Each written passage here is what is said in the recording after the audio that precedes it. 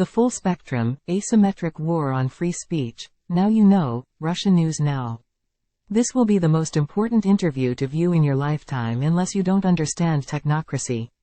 I have talked about much of what Mike Benz reveals, except he does it with authority and end-to-end clarity.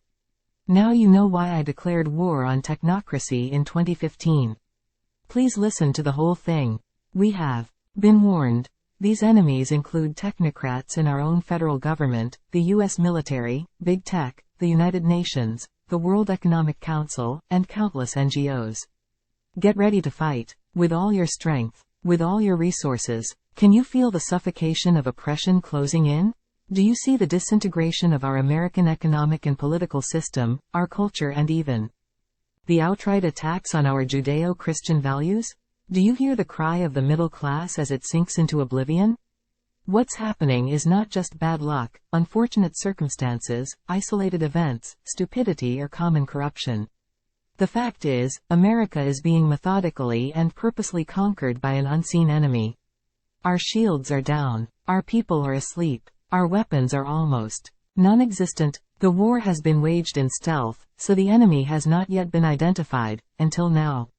I warned in early January that the battle for free speech will be won or lost in 2024. Red alert. The total, final obliteration of free speech in 2024. These tyrants intend to bring us to our knees. To crush us. To totally silence us. It's time to run toward the battle. For your sake. For your children's sake. For liberty's sake. Below is the entire transcript of this interview, which I created myself with minor edits to fix punctuation and spelling errors. I will try to highlight several points in the near future about the role of the Aspen Institute and the Atlantic Council. Both of these fit prominently into this interview, and they are historically riddled with members of the Trilateral Commission. Tucker Carlson. The defining fact of the United States is freedom of speech. To the extent this country is actually exceptional, it's because we have the First Amendment to the Bill of Rights. We have freedom of conscience. We can say what we really think. There's no hate speech exception to that. Just because you hate what somebody else thinks, you cannot force that person to be quiet because we're citizens. But that foundational right that makes this country what it is, that right from which all other rights flow, is going away at high speed. In the face of censorship. Now, modern censorship bears no resemblance to previous censorship regimes in previous countries in previous eras. Our censorship is affected on the basis of fights against disinformation and malinformation. And the key thing to know about these is they're everywhere. And of course, they have no reference at all to whether what you're saying is true or not. In other words, you can say something that is factually accurate and consistent with your own conscience, and in previous versions of America, you had an absolute right to say those things, but because someone doesn't like them, or because they're inconvenient to whatever plan the people in power have, they can be denounced as disinformation. And you could be stripped of your right to express them, either in person or online. In fact, expressing these things can become a criminal act and is. And it's important to know, by the way, that this is not just the private sector doing this. These efforts are being directed by the US government, which you pay for and at least theoretically own.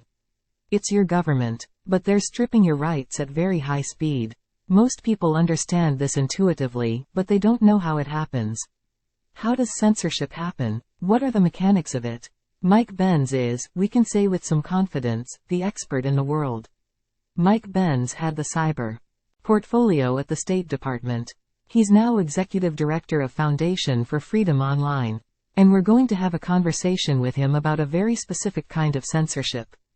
By the way, we can't recommend strongly enough. If you want to know how this happens, Mike Benz, BENZ, is the man to read. But today we just want to talk about a specific kind of censorship. And that's censorship that emanates from the fabled military-industrial complex from our defense industry in the foreign policy establishment in Washington.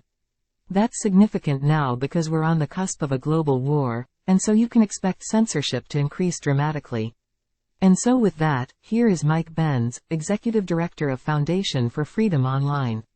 Mike, thanks so much for joining us.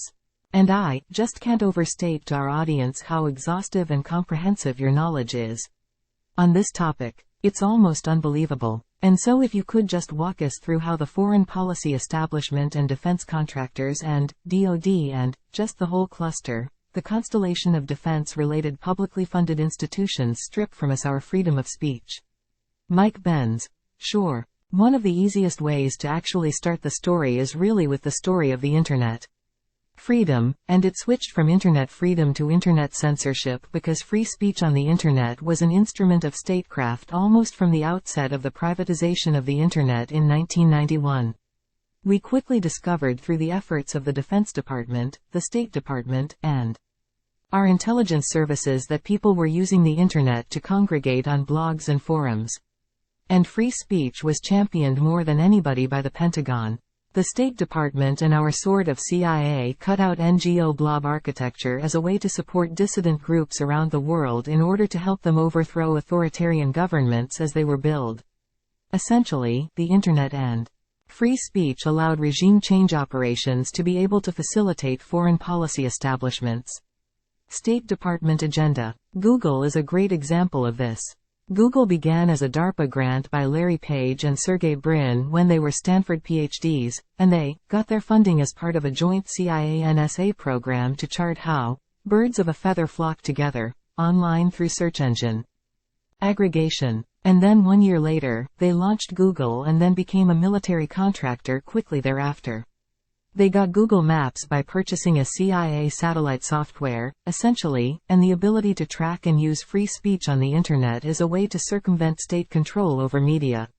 Over in places like Central Asia or all around the world was seen as a way to be able to do what used to be done out of CIA station houses or out of embassies or consulates in a way that was bittersweet.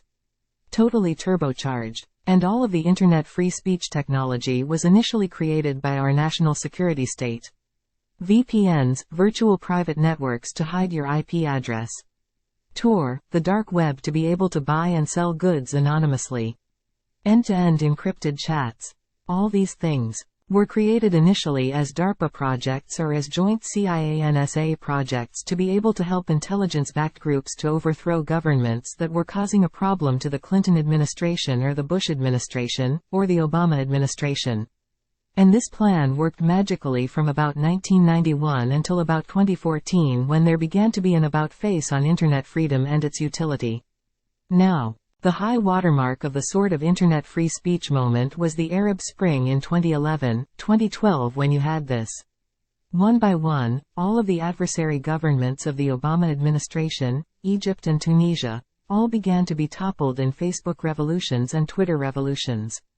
And you had the State Department working very closely with the social media companies to be able to keep social media online during those periods. There was a famous phone call from Google's Jared Cohen to Twitter to not do their scheduled maintenance so that the preferred opposition group in Iran would be able to use Twitter to win that election. So it was free speech, an instrument of statecraft from the national security state to begin with. All of that architecture, all the NGOs, the relationships between the tech companies and the national security state had been long established for freedom. In 2014, after the coup in Ukraine, there was an unexpected counter-coup where Crimea and the Donbass broke away. And they broke away with essentially a military backstop that NATO was highly unprepared for at the time. They had one last Hail Mary chance, which was the Crimea annexation vote on in 2014. And when the hearts and minds of the people of Crimea voted to join the Russian Federation, that was the last straw for the concept of free speech on the Internet in the eyes of NATO. As they saw it, the fundamental nature of war changed at that moment.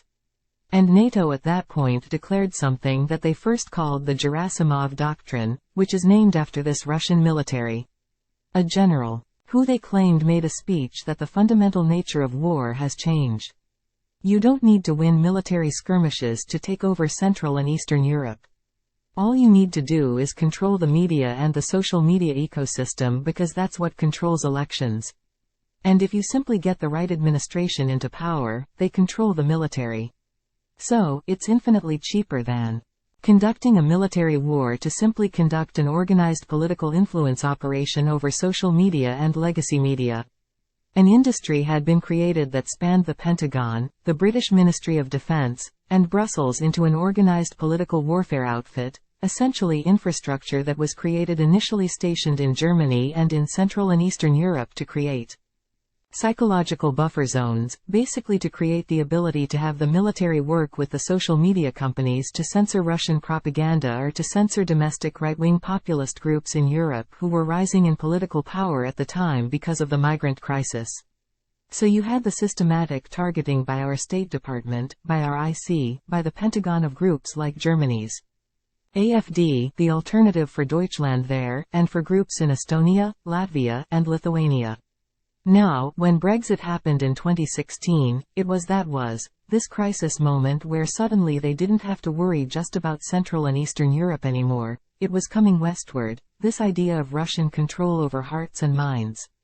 And that was Brexit was in June 2016, the very next month at the war. At the Warsaw Conference, NATO formally amended its charter to expressly commit to hybrid warfare as this new NATO capacity.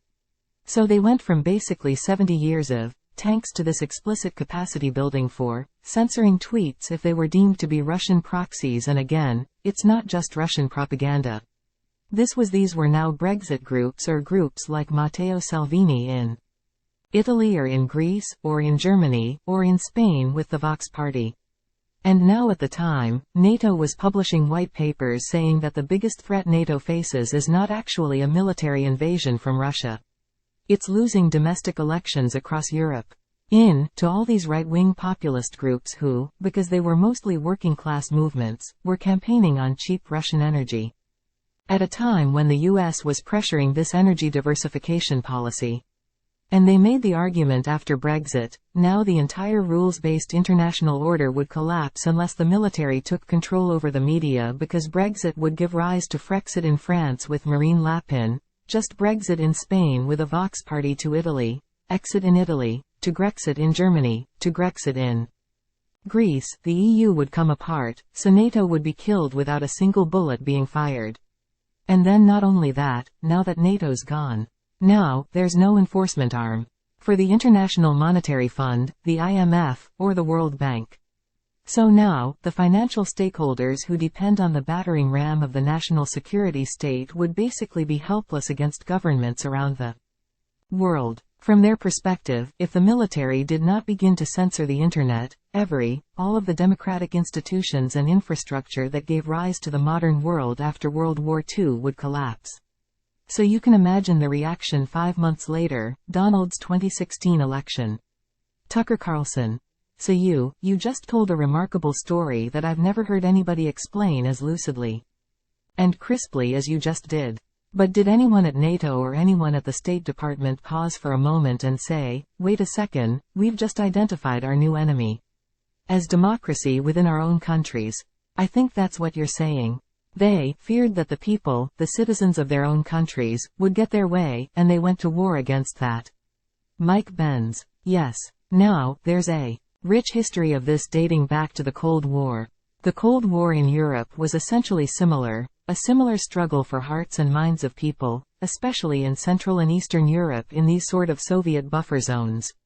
And starting in 1948, the national security state was really established. Then, you had the 1947 Act, which established the Central Intelligence Agency. You had this new world order that had been created with all these international institutions. And you had the 1948 UN Declaration on Human Rights, which forbid the territorial acquisition by military force. So you can no longer run a traditional military occupation government in the way that we could in 1898, for example, when we took the Philippines. Everything had to be done through a sort of political legitimization process, whereby there's some ratification from the hearts and minds of people within the country. Now, often that involves simply puppet politicians who are groomed as emerging leaders by our State Department, but the battle for hearts and minds had been something that we had been giving ourselves a long, moral, licensed leash, if you will, since 1948, one of the godfathers of the CIA, George Kennan, at 12 days after we rigged the Italian election in 1948. By stuffing ballot boxes and working with the mob, he published a memo called The Inauguration of Organized Political Warfare, where he said, "Listen, it's a mean old world out there. We at the CIA just rigged the Italian election. We had to do it because if the communists won, maybe there'd never be another election. In Italy again. But it's really effective, guys. We need a department of dirty tricks to be able to do this around the world. And it's essentially a new social contract we're constructing with the American people because this is not the way we've conducted diplomacy before. But we are now forbidden from using the War Department." In 1948, they also renamed the War Department to the Defense Department. So again, as part of this diplomatic onslaught for political control. Rather than it looking like it's overt military control, but essentially what ended up happening there is we created this foreign domestic firewall. We said that we have a department of dirty tricks to be able to rig elections, to be able to control media, to be able to meddle in the internal affairs of every other plot of dirt in the country. But this sort of sacred dirt on which the American homeland sits they are not allowed to operate there. The State Department, the Defense Department and the CIA are all expressly forbidden from operating on U.S. soil. Of course, this is so far from the case that it's not even funny, but that's because of a number of laundering tricks that they've developed over 70 years of doing this. But essentially there was no moral quandary at first with respect to the creation of the censorship industry. When it started out in Germany and in Lithuania and Latvia and Estonia and in Sweden and Finland, there began to be a more diplomatic debate about it after Brexit, and then it became full throttle when Trump was elected, and what little resistance there was washed over by the rise and saturation of Russiagate, which basically allowed them to not have to deal with the moral ambiguities of censoring your own people, because if Trump was a Russian asset, you no longer really had a traditional free speech issue. It was a national security issue. It was only after Russiagate died in July 2019, when Robert Mueller basically choked on the stand for 3 hours and revealed he had absolutely nothing after 2.5 years of investigation, that the foreign to domestic switcheroo took place, where they took all of this censorship architecture spanning DHS, the FBI, the CIA, the DoD, the DOJ, and then the thousands of government-funded NGOs and private sector mercenary firms were all basically transited from a foreign folk, from a foreign predicate, a Russian disinformation predicate, to a democracy predicate by saying that disinformation is not just a threat when it comes from the Russians. It's actually an intrinsic threat to democracy itself. And by that, they were able to launder the entire democracy promotion regime change toolkit just in time for the 2020 election. Tucker Carlson. It's almost beyond belief that this is happening. My own father worked for the U.S. government in this business, in the information war against the Soviet Union, and was a big part of that. And the idea that any of those tools would be turned against American citizens by the U.S. government was, I want to think, was absolutely unthinkable in, say, 1988. And you're saying that there really hasn't been anyone who's raised objections, and it's absolutely turned inward to manipulate and rig our own elections as we would in, say, Latvia? Mike Benz. Yeah. As soon as the democracy predicate was established, you had this professional class of professional regime change artists and operatives, that is, the same people who argued that we need to bring democracy to Yugoslavia to get, and that's the predicate for getting rid of Milosevic or any other country around the world where we basically overthrow governments in order to preserve democracy. If the democracy threat is homegrown now, then that becomes suddenly these people all have new jobs moving on the US side. And I can go through a million examples of that.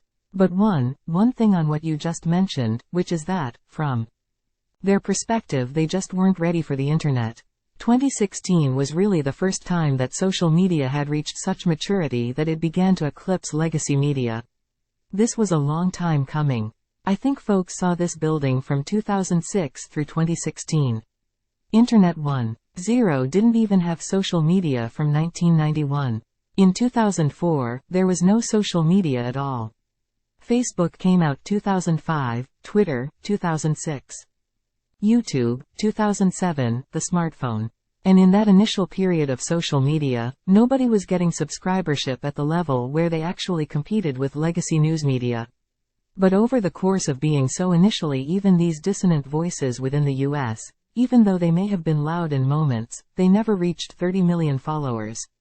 They never reached a billion impressions a year. Type thing as an uncensored, mature ecosystem allowed citizen journalists and independent voices to be able to outcompete legacy news media. This induced a massive crisis, both in our military and in our State Department and intelligence services.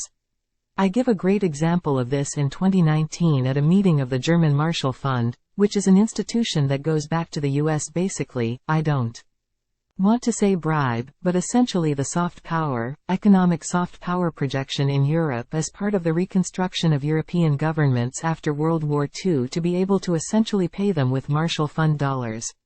And then, in return, they basically were under our thumb in terms of how they reconstructed, but the German Marshall Fund held a meeting in 2019. They held 1 million of these, frankly, but where they were a 4-star general that got up on the panel and said that what happens. He posed the question. What happens to the US military? What happens to the national security state when the New York Times is reduced to a medium-sized Facebook page? And he posed this thought experiment as an example of, we've had these gatekeepers. We've had these bumper cars on democracy in the form of a century-old relationship with legacy media institutions. Our mainstream media is not in any shape or form, even from its outset, independent. From the national security state, from the State Department, from the War Department. You had all of the initial broadcast news companies, NBC, ABC, and CBS were all created by Office of War Information veterans from the War Department's effort in World War II. You had these Operation Mockingbird relationships from the 1950s to the 1970s. Those continued it through the use of the National Endowment for Democracy and the privatization of intelligence capacities in the 1980s under Reagan. There's all sorts of CIA reading room memos you can read even on CIA about those continued media relations throughout the 1990s, and so you always had this backdoor relationship between the Washington Post, the New York Times, and all of the major broadcast media corporations. By the way, Rupert Murdoch and Fox are part of this as well. Rupert Murdoch was actually part of the National Endowment for Democracy Coalition in 1983 when it was formed as a way to try to do CIA operations in an above-board way after the Democrats were so ticked off at the CIA for manipulating student movements in the 1970s. But essentially, there was no CIA intermediary to random citizen journalist accounts. There was no Pentagon backstop. You couldn't get a story killed. You couldn't have these favors for favors relationships. You couldn't promise access to some random person with 700,000 followers who's got an opinion on Syrian gas. And so this induced, and this was not a problem for the initial period of social media from 2006 to 2014 because there were never dissident groups that were big enough to be able to have a mature enough ecosystem on their own, and all of the victories on social media had gone in the way of where the money was, which was from the State Department and the Defense Department and the intelligence services. But then, as that maturity happened, you now had this situation after the 2016 election where they said, okay, now the entire international order might come undone. 70 years of unified foreign policy from Truman until Trump are now about to be broken. We need the same analog control systems we had to be able to put bumper cars on bad stories or bad political movements. Through legacy media relationships and contacts, we now need to establish and consolidate within the social media companies. And the initial predicate for that was Russiagate, but then after Russiagate died and they used a simple democracy promotion predicate, then it gave rise to this multi-billion-dollar censorship industry that joins together the military-industrial complex, the government, the private sector, civil society organizations, and then this vast cobweb of media allies and professional fact-checker groups that serve as this sort of sentinel class that surveys everywhere on the internet. Tucker Carlson. Can you give us, and thank you again for this, almost unbelievable explanation of why this is happening? Can you give us an example of how it happened? How, just. Pick one among, I know, countless examples of how the national security state lies to the population, censors the truth in real life. Mike Benz. Yeah, we have this State Department outfit called the Global Engagement Center, which was created by a guy named Rick Stengel, who described himself as Obama's propagandist-in-chief. He was the Undersecretary for Public Affairs, which is essentially the relation, which is the liaison office role between the State Department and the mainstream media. So this is basically the exact nexus where government talking points about war or about diplomacy or statecraft get synchronized with mainstream media. Tucker Carlson. May I add something to that? I know Rick Stengel, he was at one point a journalist, and Rick Stengel has made public arguments against the First Amendment and against free speech. Mike Benz. Yeah, he wrote a whole book on it, and he published an op-ed in 2019. He wrote a whole book on it, and he made the argument that, we just went over here, that essentially, the Constitution was not prepared for the Internet. And we need to get rid of the First Amendment accordingly. He described himself as a free speech absolutist when he was the managing editor of Time magazine. And even when he was in the State Department under Obama, he started something called the Global Engagement Center, which was the first government censorship operation within the federal government. But it was foreign-facing, so it was okay. Now at the time they used the homegrown ISIS predicate threat for this. And so it was very hard to argue against the idea of the State Department having this formal coordination partnership with every major tech platform in the US, because at the time, there were these ISIS attacks that were, and we were told that ISIS was recruiting on Twitter and Facebook. And so the Global Engagement Center was established essentially to be a State Department entanglement with the social media companies to basically put bumper cars on their ability to platform accounts. And one of the things they did is they created a new technology, it's called natural language processing. It is artificial intelligence machine learning ability to create meaning out of words in order to map everything that everyone says on the internet and create this vast topography of how communities are organized online, who the major influences are, what they're talking about, what narratives are emerging or trending, and to be able to create this sort of network graph in order to know who to target and how information moves through an ecosystem.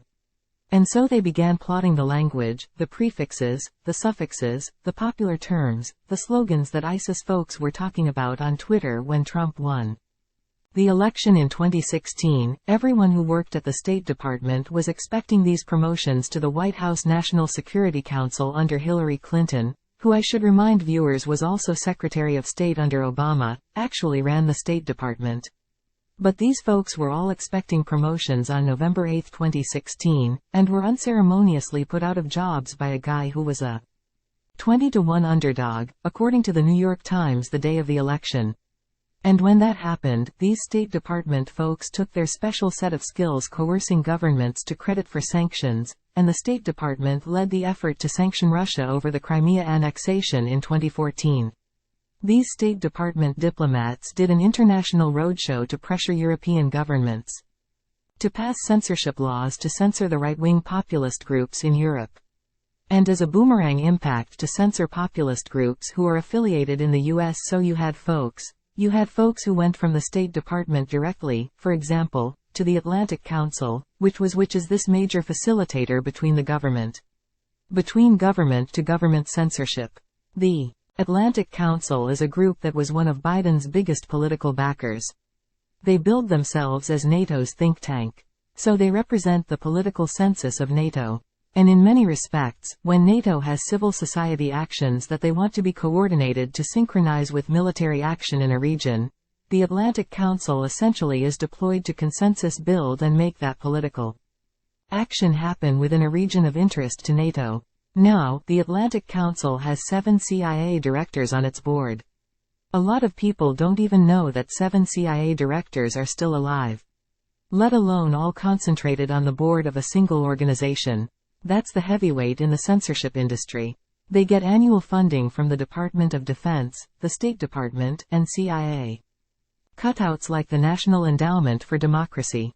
The Atlantic Council in January 2017 moved immediately to pressure European governments to pass censorship laws to create a transatlantic flank attack on free speech in exactly the way that Rick Stengel essentially called for to have the US mimic European censorship laws.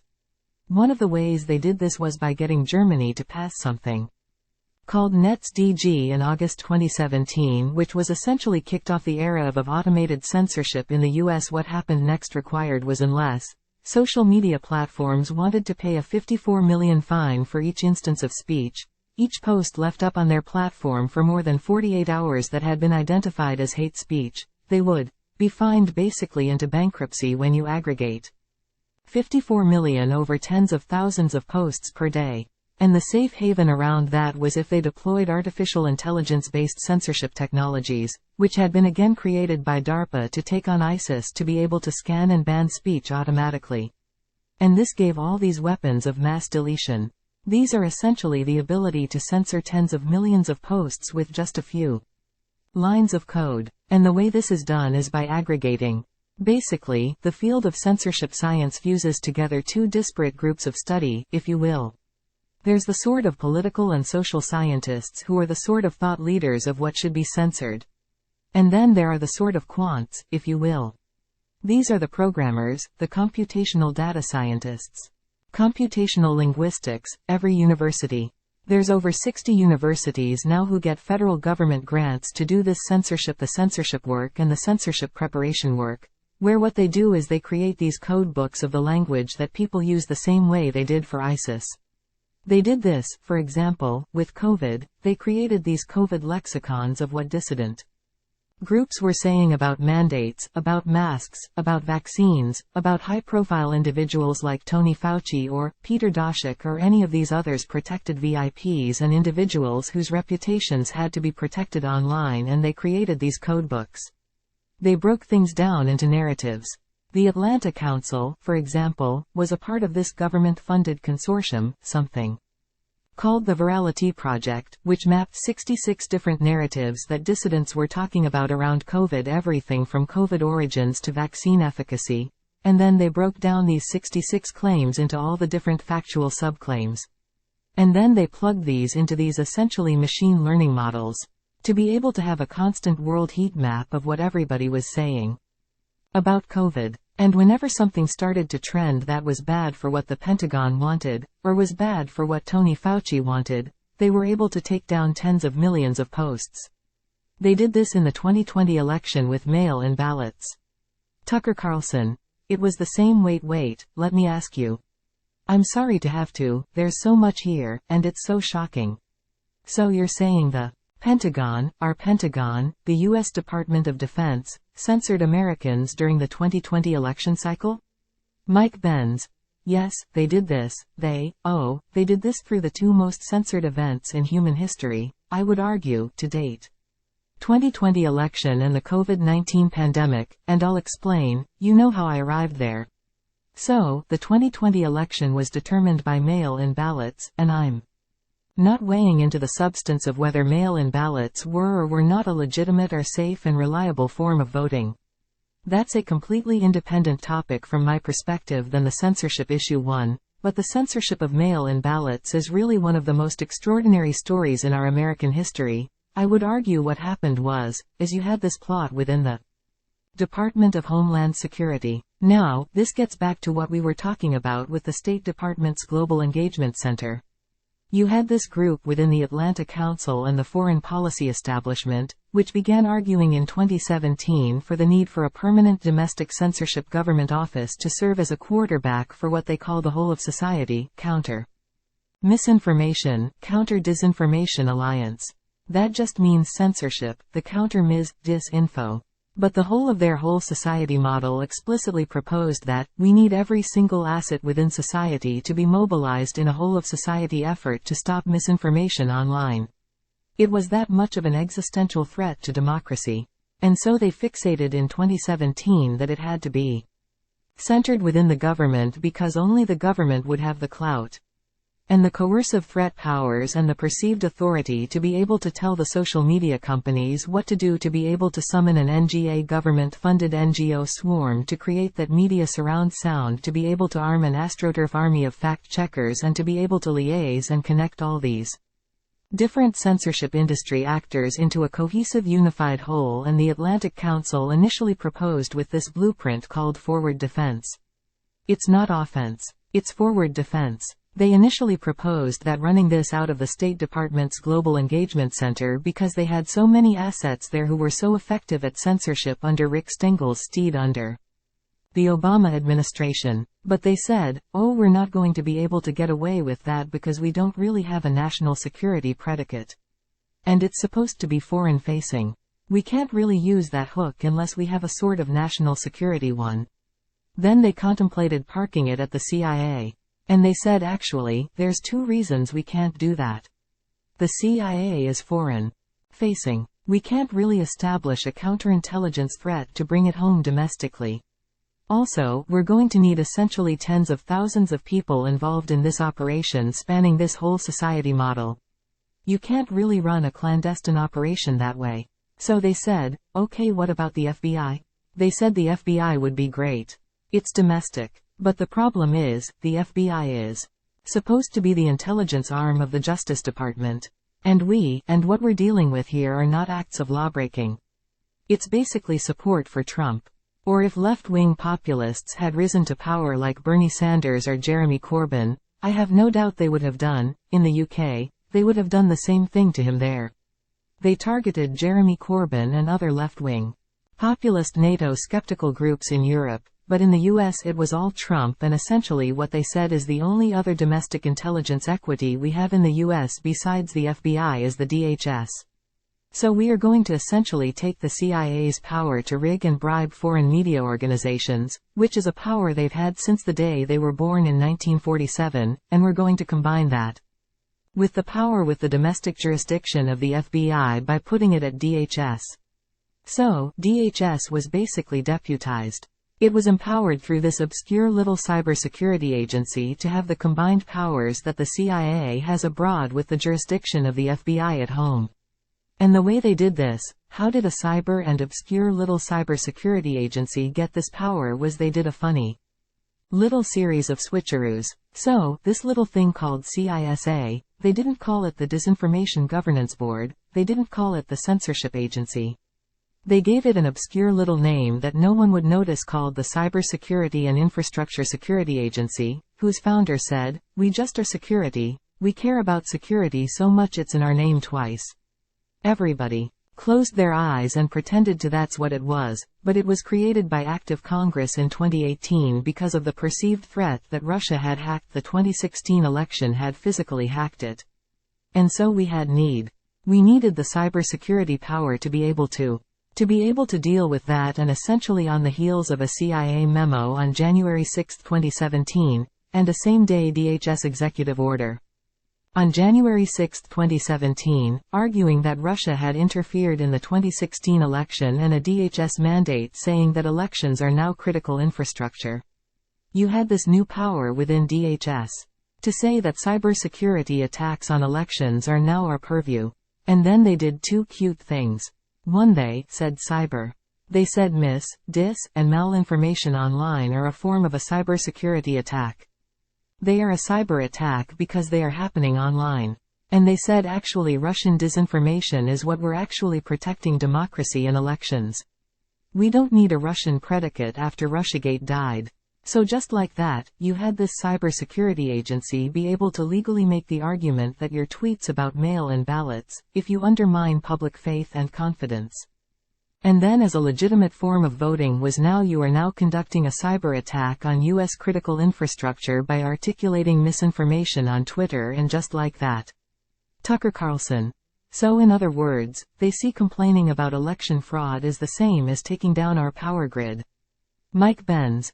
Yes, you could literally be on your toilet seat at 9:30 on a Thursday night and tweet, "Yeah, I think that mail-in ballots are illegitimate." And you were essentially then caught up in the crosshairs of the Department of Homeland Security classifying you as conducting a cyber attack on U.S. critical infrastructure because you were doing misinformation online in the cyber realm, and misinformation is a cyber attack on democracy when it undermines public faith and confidence in our democratic elections and our democratic institutions. They would end up going far beyond that. They would actually define democratic institutions as being another thing that was a cybersecurity attack to undermine. And lo and behold, the mainstream media is considered a democratic institution. That would come later. What ended up happening was, in advance of the 2020 election, starting in April, of 2020, although this goes back before, you had this essentially never Trump, neocon, Republican DHS working with essentially NATO on the national security side and essentially the DNC, if you will to use DHS as the launching point for a government-coordinated, mass censorship campaign spanning every single social media platform on Earth in order to pre-censor the ability to dispute the legitimacy of mail-in ballots. And here's how they did this. They aggregated 4 different institutions: Stanford University, the University of Washington, a company called Brassica, and the Atlantic Council. Now, all 4 of these institutions, the centers within them, were, essentially Pentagon cutouts. You had at the Stanford Internet Observatory, it was actually run by Michael McFaul. If Michael McFaul, he was the U.S. ambassador to Russia under the Obama administration, and he personally authored a 7-step playbook for how to successfully orchestrate a color revolution that is in part of involved had maintaining total control over media and social media, juicing up the civil society outfits calling elections illegitimate in order to remind you all of. These people were professional Russiagators and professional election delegitimizers in 2016. And then we'll get that. So Stanford University, and nominally the Stanford Area Observatory under Michael McFaul, was run by Alex Demos, who was formerly a Facebook executive who coordinated it. And then with ODNI and with respect to Russiagate taking down Russian propaganda at Facebook. So this is another liaison, essentially, to the national security state. And under Alex Demos DeResta, who started her career in the CIA and wrote the Senate Intelligence Committee report on Russian disinformation, and there's a lot more there that I'll get to another time. But the next institution was the University of Washington, which is essentially the Bill Gates University in Seattle, who is headed by Kate Starbird, who is basically 3 generations of military brass who got her PhD in crisis informatics, essentially doing social media surveillance for the Pentagon and getting DARPA funding and working essentially with the national security state, then repurposed to take on mail-in ballots. The third firm, Graphica, got $7 million in Pentagon grants, and got their start as part of the Pentagon's Minerva Initiative. The Minerva Initiative is the Psychological Warfare Research Center of the Pentagon. This group was, doing social media spying and narrative mapping for the Pentagon until the 2016 election happened, and then were repurposed into a partnership with the Department of Homeland Security to censor 22 million pro-Trump tweets about mail-in ballots. And then the fourth institution, as I mentioned, was the Atlantic Council, who's got 7 CIA directors on the board. So, one after another, it is exactly what Ben Rhodes described it during the Obama era as the blob. The foreign policy establishment, it's the Defense Department, the State Department, or the CIA, every single time, and of course this was because they were threatened by Trump's foreign policy. And so while much of the censorship looks like it's coming domestically, it's actually by our foreign-facing Department of Dirty Tricks Color Revolution blog, who are professional government topplers who then basically descended on the 2020 election. Now they did this, they explicitly said the head of this election integrity partnership on tape, and my foundation clipped them, and it's been played before Congress, and it's in a part of the Missouri v. Biden lawsuit now, but they explicitly said on tape that they were set up to do what the government was banned from doing itself.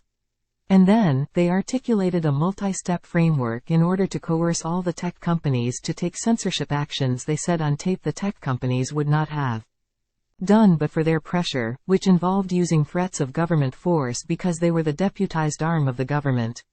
They had a formal partnership with the DHS. They were able to use DHS's proprietary domestic disinformation switchboard to immediately talk to top brass at all the tech companies for takedowns. And they bragged on tape about how they got the tech companies to all systematically adopt a new terms of service speech violation ban called delegitimization, which meant any tweet, any YouTube video, any Facebook post, any TikTok video, any Discord post, any Twitch video, anything on the internet that undermine public faith and confidence in the use of mail-in ballots or early voting drop boxes or ballot tabulation issues on election day was a prima facie terms of service violation policy under this new delegitimization policy that they only adopted because of pass-through government pressure from the Election Integrity Partnership, which they bragged about on tape, including the grid that they used to do this and simultaneously invoking threats of government breaking them up or government stopping doing favors to the tech companies unless they did this, as well as inducing crisis PR by working with their media allies. And they said the government DHS could not do that themselves. And so they set up this, basically, constellation of State Department, Pentagon and IC networks to run this pre-censorship campaign, which by their own math had 22 million tweets on Twitter alone, and mind you, they did this on 15 platforms. This is hundreds of millions of posts, which were all scanned and banned or throttled so that they could not be amplified, or they exist in a sort of limited state purgatory, or had these frictions affixed to them in the form of fact-checking labels where you couldn't actually click through the thing or you had to. It was an inconvenience to be able to share it.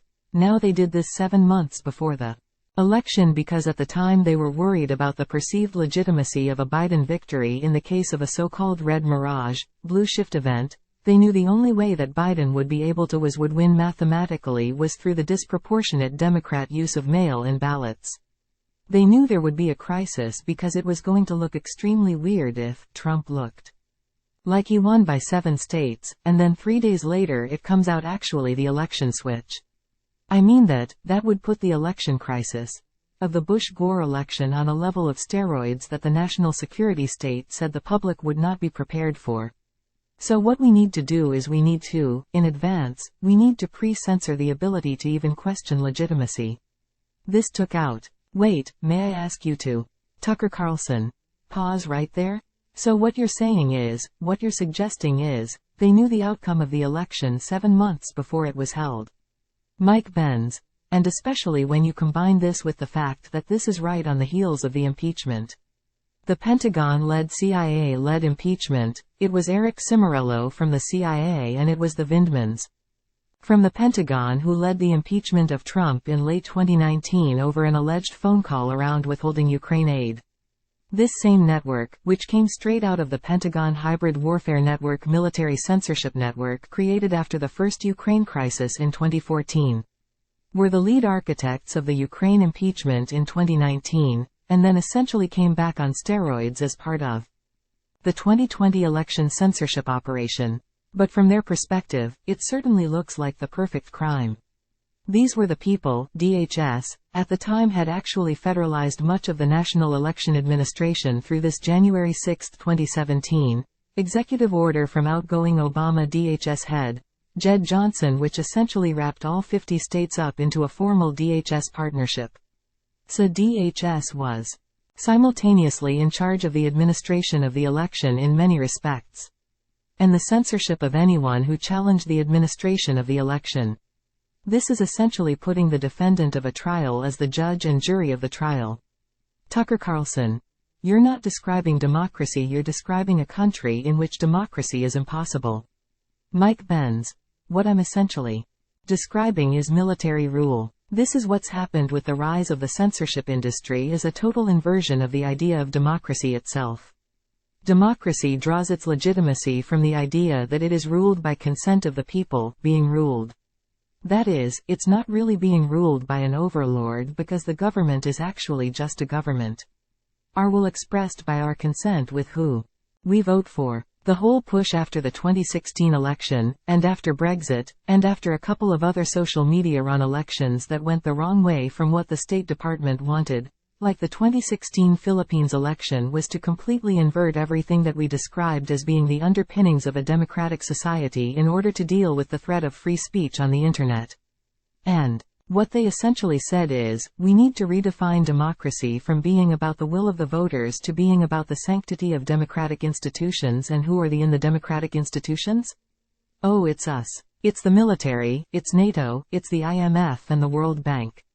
It's the mainstream media, it is the NGOs and, of course, these NGOs are largely State Department funded or IC funded. It's essentially all of the elite establishments that were under threat from the rise of domestic populism that declared their own consensus to be the new definition of democracy, because if you define democracy as being the strength of democratic institutions rather than a focus on the will of the voters, then what you're left with is essentially democracy is just the consensus building architecture within the democratic institutions themselves. And from their perspective, that takes a lot of work. The amount of work these people do, for example, we mentioned the Atlantic Council, which is one of these big coordinating mechanisms for the oil and gas industry in a region, for finance, and the JP Morgans and the Black Rocks in a region, for the NGOs in the region, for the media in the region. All of these need to reach a consensus, and that process takes a lot of time. It takes a lot of work and a lot of negotiation. From their perspective, that's democracy.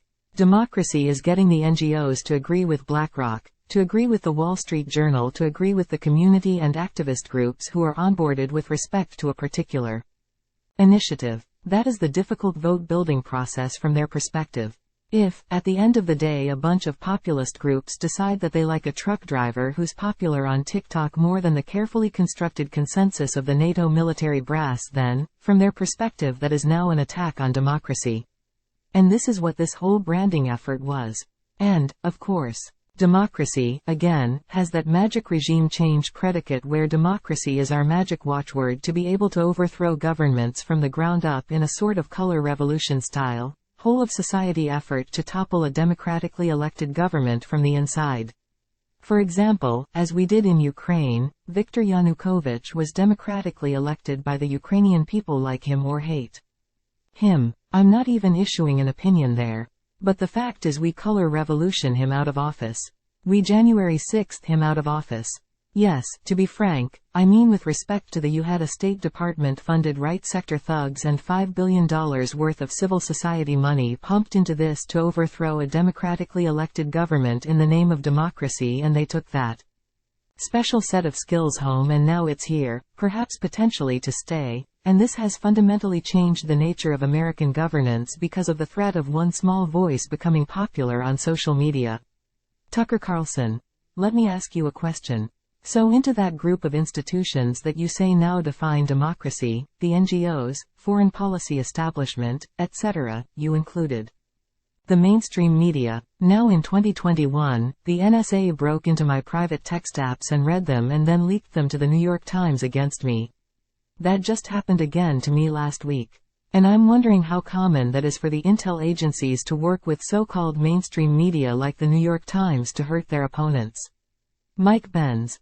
That is the function of these interstitial, government-funded, non-governmental organizations and think tanks like, for example, we mentioned the Atlantic Council, which is, you know, NATO's think tank, but other groups like the Aspen Institute, which draws the lion's share of its funding from the State Department and other government agencies. The Aspen Institute was busted doing the same thing with the Hunter Biden laptop censorship. You had this strange situation where the FBI had advanced knowledge of the pending publication of the Hunter Biden laptop story. And then magically the Aspen Institute, which is run by essentially former CIA, former NSA, former FBI, and then a bunch of sort of civil society organizations all hold a mass stakeholder simulation, censorship simulation, a 3-day conference. This came out and Yo Roth was there. This is a big part of the Twitter file leaks, and it's been mentioned in multiple congressional investigations, but somehow the Aspen Institute, which is basically an addendum of the national security state, got the exact same information that the national security state spied on journalists and political figures to obtain, and not only leaked it, but then basically did a joint coordinated censorship simulator in September, 2 months before the election, in order, just like with the censorship of mail-in ballots, to be in ready position to pre-censor anyone online amplifying the news story that had not even broken yet. Tucker Carlson, the Aspen Institute? Which is, by the way, I spent my life in Washington. It's Walter Isaacson, formerly of Time magazine, ran it. Former president of CNN. I had no idea it was part of the national security state. I had no idea its funding came from the US government. This is the first time I've ever heard that. But given, assuming what you're saying is true, it's a little weird that Walter Isaacson left Aspen's to write a biography of Elon Musk. Strange? Mike Benz? Or no? Yeah, I don't know. I haven't read that book. From what I've heard from people, it's a relatively fair treatment. I just have total speculation, but I suspect that Walter Isaacson has struggled with this issue and may not even firmly fall in one particular place. In the sense that Walter Isaacson did a series of interviews of Rick Stengel actually with the Atlantic Council and in other settings where he interviewed Rick Stengel specifically on the issue of the need to get rid of the First Amendment and the threat that free speech on social media poses to democracy. Now, at the time, I was very concerned. This was between 2017 and 2019. When he did these Rick Stengel interviews, I was very concerned because Isaacson expressed what seemed to me to be a highly sympathetic view about the Rick Stengel perspective on killing the First Amendment. Now, he didn't formally endorse that position, but it left me very skittish about Isaacson. But what I should say is, at the time, I don't think very many people, in fact I know, virtually nobody in the country, had any idea how deep the rabbit hole went. When it came to the construction of the censorship industry and how deep the tentacles had grown within the military and the national security state in order to buoy and consolidate it. Much of that, frankly, did not even come to public light until even last year. Frankly, some of that was galvanized by Elon Musk's acquisition and the Twitter files and the Republican turnover in the House that allowed these multiple investigations, the lawsuits like Missouri versus Biden, the discovery process there, and multiple other things like the Disinformation Governance Board, who, by the way, the interim head of that, Nina Yankovic, got her start in the censorship industry from this exact same clandestine intelligence community censorship network created after the 2014 Crimea situation. Nina Yankovic, when her name came up in 2022 as part of the Disinformation Governance Board, I almost fell out of my chair because I had been tracking Nina's network for almost 5 years at that point when her name came up as part of the UK intercluster cell of a busted clandestine operation to censor the internet called the Integrity Initiative, which was created by the UK Foreign Office and was backed by NATO's Political Affairs Unit in order to carry out this thing that we talked about at the beginning of this dialogue, the NATO's sort of psychological inoculation and the ability to kill so-called Russian propaganda or rising political groups who wanted to maintain energy relations with Russia at a time when the US was trying to kill the Nord Stream and other pipeline relations. They did that. Marine, the penetrant. Nina Yankovic was a part of this outfit. And then who was the head of it after Nina Yankovic went down? It was Michael Chertoff. And Michael Chertoff was running the Aspen Institute cyber group. And then the Aspen Institute then goes on to be the censorship simulator for the Hunter Biden laptop story, and then 2 years later, Chertoff is then the head of the Disinformation Governance Board after Nina is forced to step down. Yeah, close friends. Of course, Michael Chertoff was the chairman at Bay. Tucker Carlson. I'm sorry. Of course. Michael Chertoff was the chairman of the largest military contractor in Europe. Bay Military is, so it's all connected. You've blown my mind so many times in this conversation that I'm gonna need a nap directly after it's done. So I've just got two more questions for you. One short, one a little longer. Short. One is, for people who've made it this far, an hour in, and want to know more about this topic, and by the way, I hope you'll come back whenever you have the time to explore different threads of this story. But for people who want to do research on their own, how can your research on this be found on the internet? Mike Benz. Sure. So our foundation is foundationforfreedomonline.com. We publish all manner of reports on every aspect of the censorship industry, from what we talked about with the role of the military-industrial complex in the national security state to what the universities are doing to what I sometimes refer to as digital MK Ultra. There's just the field of basically the science of censorship and how and the funding of these psychological manipulation methods in order to nudge people into different belief systems, as they did with COVID, as they did with energy, and every sensitive policy issue is what they essentially had an ambition for, but so that my foundationforfreedomonline.com website is one way. The other way on X, my handle is at Mike Benz. I'm very active there and publish a lot of long-form videos and written content on all this. I think it's one of the most important issues in the world today. So, Tucker Carlson. So it certainly is, and so that leads directly and seamlessly to my final question, which is about X. And I'm not just saying this because I post content there, but I think objectively it's the last big platform that's free, or more free. You post there too. We're at the very beginning of an election year with a couple of different wars unfolding simultaneously in 2024. So do you expect that platform can stay free for the duration of this year? Mike Benz. It's under an extraordinary amount of pressure, and that pressure is going to continue to mount as the election approaches. Elon Musk is a very unique individual and he has a unique buffer, perhaps, when it comes to the national security state. Because the national security state is actually quite reliant on Elon Musk properties, whether that's for the electrical, the sort of the green revolution when it comes to Tesla. And in the battery technology there when it comes to SpaceX, the State Department is hugely dependent on SpaceX because of its unbelievable, pioneering and saturating presence in the field of low Earth orbit.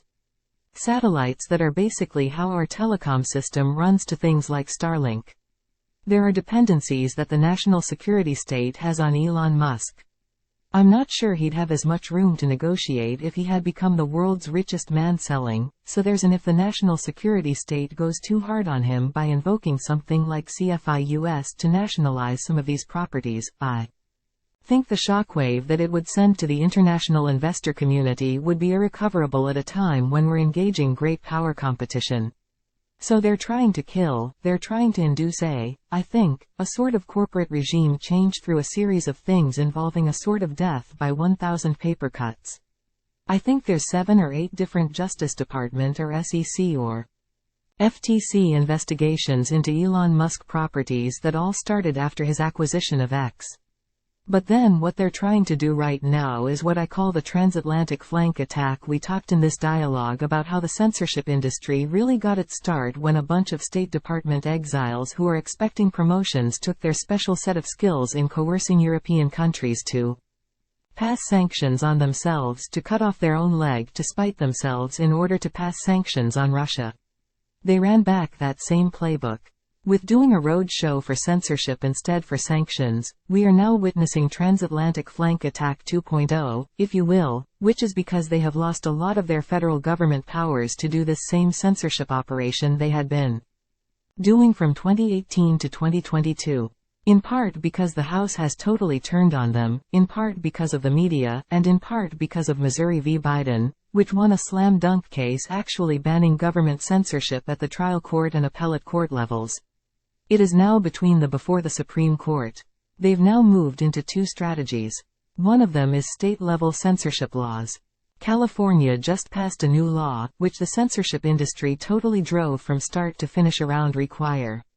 They call it Transform Platform Accountability and Transparency, which is basically forcing Elon Musk to give over the kind of narrative mapping data that these CIA conduits and Pentagon cutouts were using to create these weapons of mass deletion, these abilities to just censor everything at scale because they had all the internal platform data. Elon Musk took that away. They're using state laws like this new California law to crack that open. But the major threat right now is the threat from Europe with something called the EU Digital Services Act, which was cooked up in tandem with folks like NewsGuard, which has a board of Michael Hayden, head of the CIA, NSA. 4-star General Rick Stengel is on that board from the State Department's propaganda office. Tom Ridge is on that board from the Department of Homeland Security. Oh, and Anders Fogh Rasmussen is on that board. He was the General Secretary of NATO under the Obama administration. So you have NATO, the CIA, the NSA, 4-star General, DHS, and the State Department working with the EU to craft the censorship laws that now are the largest existential threat to X other than potentially X advertiser boycotts, because there is now disinformation is now banned as a matter of law in the EU, and the EU is a bigger market for X than the US. There's only 300 million some people in the US, there's 450 million in Europe. X is now forced to comply with this brand new law that just got ratified this year, where they either need to forfeit 6% of their global annual revenue to the EU to maintain operations there, or put in place essentially the kind of CIA bumper cars, if you will, that I've been describing over the course of this in order to have an internal mechanism to censor anything that the EU, which is just a proxy for NATO, deems to be disinformation. And you can bet with 65 elections around the globe this year, you can predict every single time what they're going to define disinformation as. So that's the main fight right now, is dealing with the transatlantic flank attack from Europe. Tucker Carlson. I've said this 5 times, but that's just one of the most remarkable stories I've ever heard, and I'm grateful to you for bringing it to us. Mike Benz, Executive Director of the Foundation for Freedom Online, and I hope we see you again. Mike Benz. Thanks, Tucker. Tucker Carlson. Free speech is bigger than any one person or any one organization. Societies are defined by what they will not commit. What we're watching is the total inversion of virtue.